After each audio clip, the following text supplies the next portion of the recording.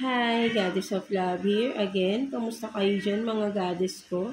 So, yan, another reading tayo today for you, all signs. No, tignan natin ano yung current situation ninyo with the person on your mind, no? Kung sino man yung mga nasa isip ninyo ngayon, no? Mga goddesses ko, no? Tignan natin anong ganap, no? Sa inyo ng person na yan, no? So, let's see. Let's start with you. Taurus.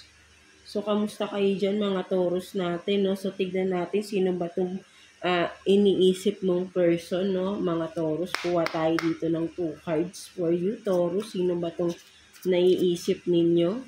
Nasa isip ninyo, Taurus, no? Let's see. Tignan natin. Kuha tayo ng 2 cards for Taurus.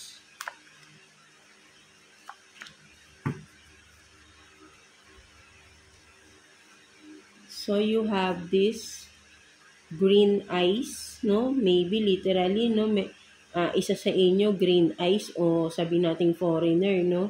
Or mahilig magsuot ng contact lens. Pwede rin na talagang green, no? Or pwede rin sabi nating mahilig sa color green. Yun din yung nakikita ko rito, no? For some of you, itong taon na to. Or vice versa again, no? Para, lagi naman tayong ganun, no? Mga Taurus natin.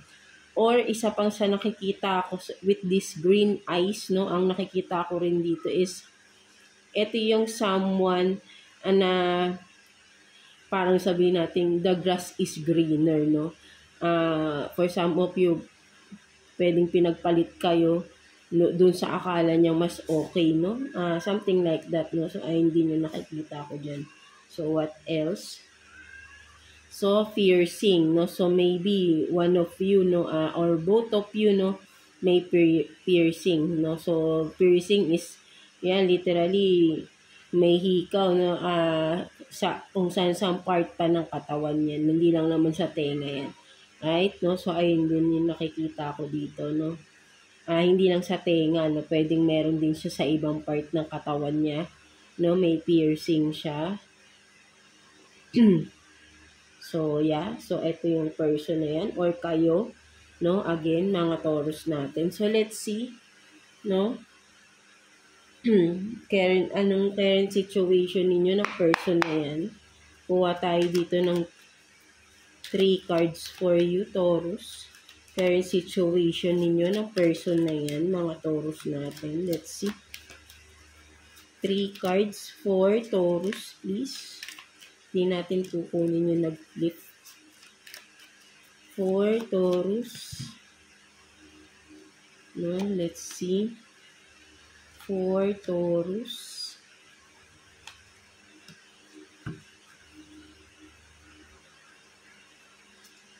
So, you have this 10. Ano ba ito? 10 of Wands in reverse, no? 10 of Wands in reverse. The Hermit, and then 9 of Wands, no?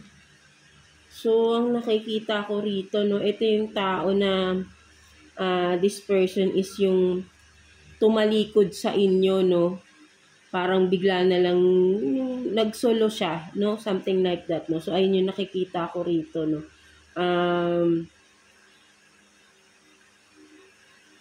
Yeah, ang nakikita ko rin na, ang mas malinaw din na nakikita ko din dito, Taurus, is naghihintay itong tao na to, no, with the 9 of Wands, no. Ito yung tao na pwede rin pinaghintay ka, no. Pinaghintay ka ng matagal, no, with the Hermit, nakikita ko rito, no. Parang matagal na panahon, hinihintay nyo pa rin itong magbalik, no. Itong tao na to, mga Taurus, na, ayun yung mas malinaw na nakikita ko, no. Ito yung tao na pwedeng tinalikuran ka ng tao na to or bigla na lang siyang nawala, ginost ka. But then you are still waiting, no, for this person, no. And medyo matagal mo nang hinihintay itong tao na to na magbalik, no, mga Taurus natin, no, or vice versa, no. So, ayun yung nakikita ko dyan, no. So, may paghihintay na magbalik, no? Something like that, do mga Taurus natin. So, what else? kuha pa tayo dito ng 3 cards for you, Taurus, no? Tingnan pa natin ano pang meron for Taurus. Let's see. Regarding that person na hinihintay ninyo, hinihintay nyo ba talaga? Or kayo ang hinihintay ng tao na to, no, mga Taurus natin? Let's see. Ano bang nangyari sa inyo ng person na yan? Let's see. Kuha tayo ng 3 cards for Taurus. Ano ba nangyari sa inyo ng person na yan, mga Taurus natin?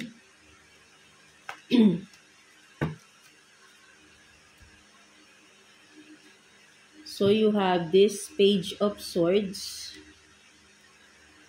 So, maybe for some of you, may younger sa inyo to, no, mga Taurus natin. The Fool in reverse. No? So, may pagka-immature itong tao na to, no? May pagka-immature siya. And then, the Hierophant, no, in reverse. No? Maybe, ito yung tao na committed na kayo kasi bottom of the deck dito, no? Napalingon na ko, no, pagbaba ko ng cards is the 4 of Wands, no? So, for some of you, married kayo ng person na ito, no? And also with the Hierophant, no? Talagang committed kayo for some of you, mga Taurus natin. Ito yung tao na immature, no? Yan, no? Parang sabihin natin na ang mas nakikita ko kasi rito, no, with the Page of Swords and the Fool, no, mas malinaw rito nakikita ko, ito yung tao na nagsinungaling sa inyo, no, mga Taurus natin, no. Wala siyang pakialam kung ano yung pagsisinungaling niya sa inyo. Parang with the Hierophant, nakikita ko rito, kung sa spiritual, no, sabihin natin, no, hindi siya naniniwala sa mga karma, bad karma na yan. Kaya itong tao na to, with the Fool in reverse, no, kahit ano gagawin niya. Dahil wala siyang, sabihin natin hindi siya naniniwala sa bad karma, no, something like that, no. So, and with the Page of Swords, no, nakikita ko, ito yung sabihin natin yung bunganga niya, no, yung the way siya magsalita, no, ay padalos-dalos. Yung mga words niya, hindi maganda, no? May pagkamayabang, no? Something like that. No? So, ayun yung nakikita ko rito sa tao na to, no?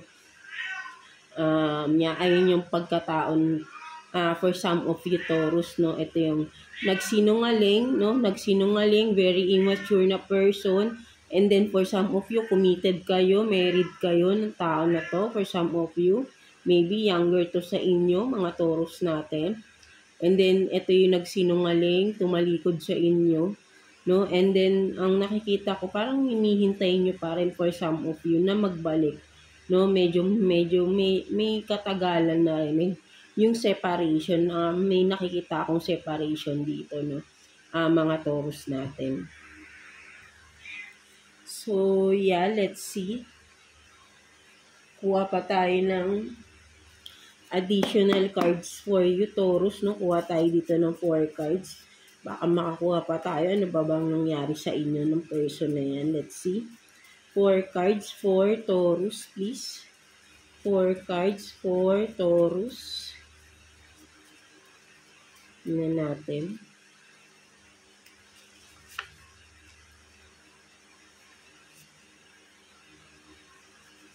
For Taurus.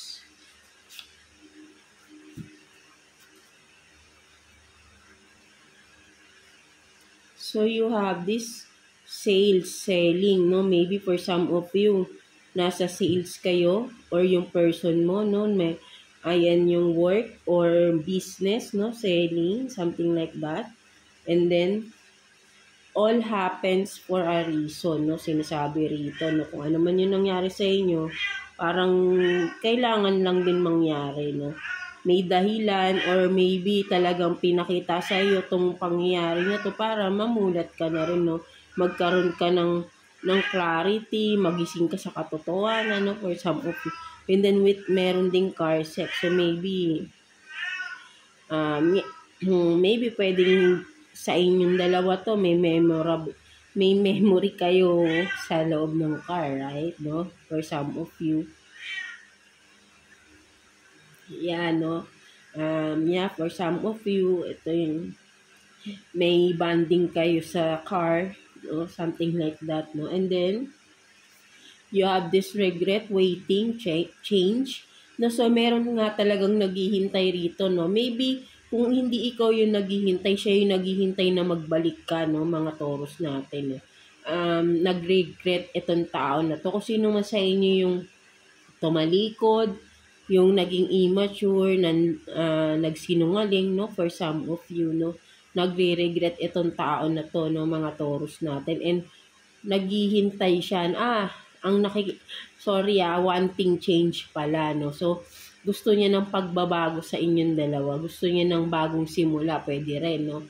So, kaya naghihintay pala itong tao na to. Or ikaw, no? Pwede rin ikaw, no? Nag-regret ka dahil sa nangyari sa inyo.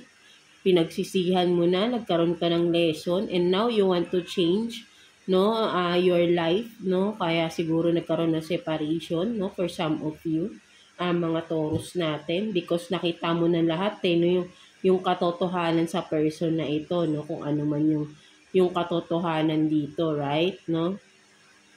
So, let's see, mga Taurus natin, tingnan pa natin. Kuha pa tayo dito. Ano yung sabihin natin na pinaka possible outcome pa, no, sa inyong dalawa ng person na ito, no? Ano pang kung may magkakaayos ba kayo, no? Tingnan natin. Kuha tayo ng 2 cards for you. Wait lang. 2 cards for Taurus, no? Possible outcome ninyong dalawa ng person na to.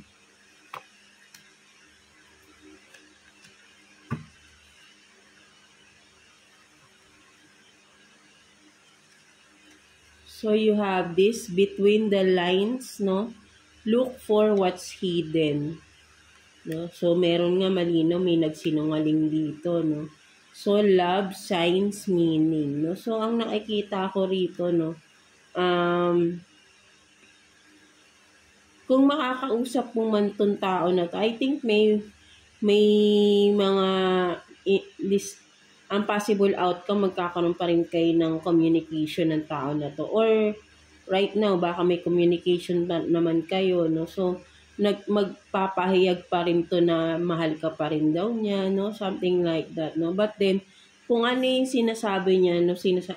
Ang nakita ko kasi rito, between the lines, no? Look for what's hidden. Parang, pwedeng sabihin natin na mag-ilalabam ka lang ng tao na ito, no?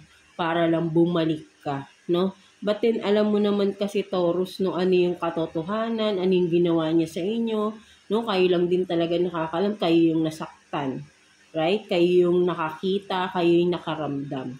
So, alam mo yung dapat mong sabihin nating isagot dito kung sakali man na, yun nga, no, magsasabi siya na babalik, magkaayos kayo, no, maghihingi ng another chance, no, sa inyo mga Taurus natin, no. Wina-warningan ka rito na between the lines, look for what's hidden. Because I think hindi niya pa rin sasabihin lahat ng katotohanan kasi may pagkasinungaling itong tao na to, no, mga Taurus natin. So, hindi malinaw, no? Hindi pa rin niya ibibigay yung katotohanan sa inyo, no? Something like that, no? Mga Taurus natin. So, ayun yung nakikita ko dyan, no? So, let's see what's the message advice sa'yo ni Universe, no? Mga Taurus natin. Kuha tayo ng 1 card for you, Taurus. Let's see. Message advice sa inyo, Taurus, ni Universe.